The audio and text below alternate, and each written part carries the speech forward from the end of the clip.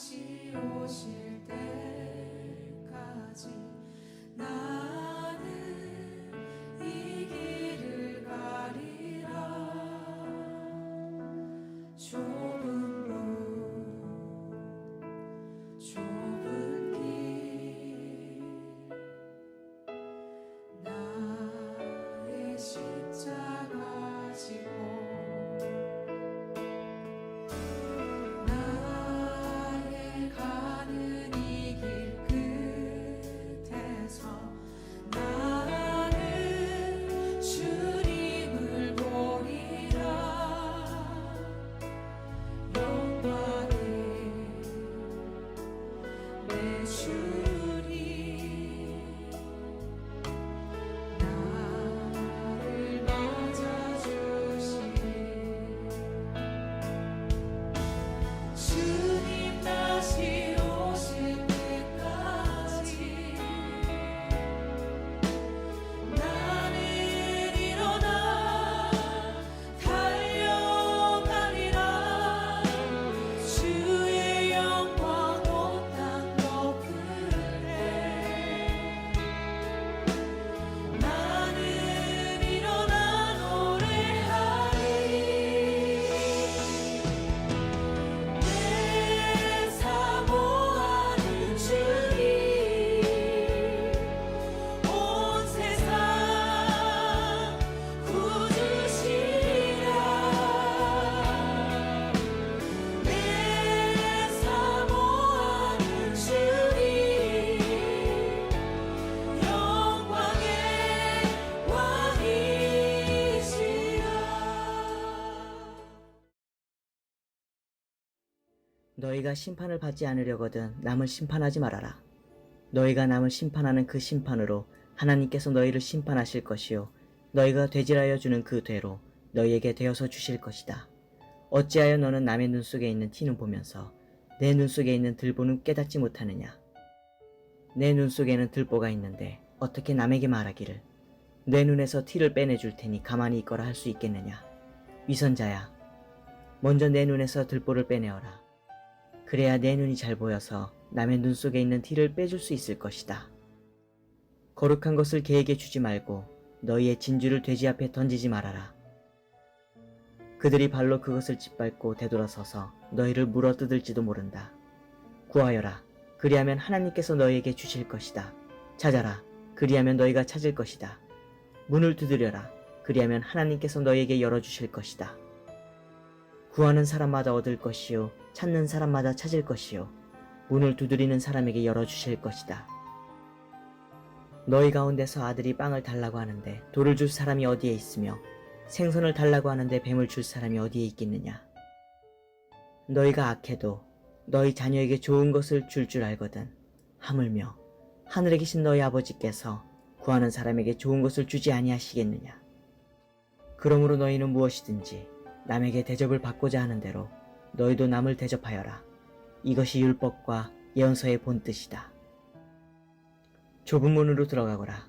멸망으로 이끄는 문은 넓고 그 길이 널찍하여서 그리로 들어가는 사람이 많다. 생명으로 이끄는 문은 너무나도 좁고 그 길이 비좁아서 그것을 찾는 사람이 적다. 거짓 예언자들을 살펴라. 그들은 양의 탈을 쓰고 너희에게 오지만 속은 굶주린 이리들이다. 너희는 그 열매를 보고 그들을 알아야 한다. 가시나무에서 어떻게 포도를 따며 엉겅퀴에서 어떻게 무화과를 딸 수 있겠느냐. 이와 같이 좋은 나무는 좋은 열매를 맺고 나쁜 나무는 나쁜 열매를 맺는다. 좋은 나무가 나쁜 열매를 맺을 수 없고 나쁜 나무가 좋은 열매를 맺을 수 없다. 좋은 열매를 맺지 않는 나무는 찍어서 불 속에 던진다. 그러므로 너희는 그 열매를 보고 그 사람들을 알아야 한다. 나더러 주님 하는 사람이라고 해서 다 하늘나라에 들어가는 것이 아니다. 하늘에 계신 내 아버지의 뜻을 행하는 사람이라야 들어간다. 그날에 많은 사람이 나에게 말하기를 주님, 우리가 주님의 이름으로 예언을 하고 주님의 이름으로 귀신을 쫓아내고 또 주님의 이름으로 많은 기적을 행하지 않았습니까? 할 것이다. 그때 내가 그들에게 분명히 말할 것이다. 나는 너희를 도무지 알지 못한다.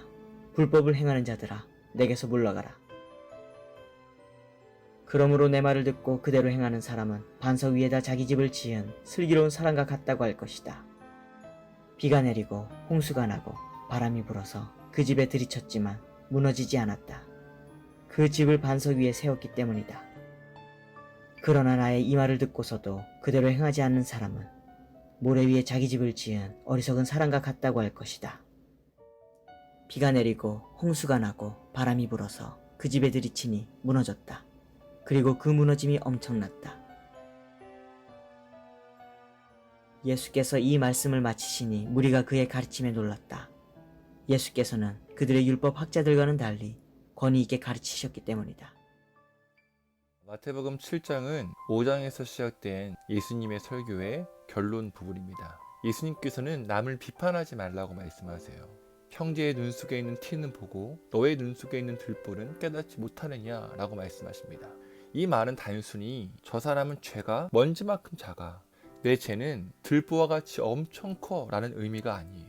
내 눈에 들보가 있다는 것은 눈 속에 들보가 있어서 앞을 보지 못하는 것처럼 하나님의 사랑과 용서를 바라보지 못하고 깨닫지 못한다는 것을 의미합니다. 이걸 깨닫지 못하고 형제의 눈에 있는 티에만 집중하냐는 것이죠. 정리하면 하나님의 용서하심을 깨닫지 못하는 것이 더 큰 잘못이란 말입니다. 따라서 남을 용서하지 못하고 판단하는 것은 하나님의 거룩한 용서와 사랑을 돼지들에게 던지는 것과 같다는 것이죠. 그럼 우리가 구하고 찾고 두드려야 할 것은 무엇인가요? 세상의 것들이 아니라 하나님의 거룩한 용서와 사랑이에요.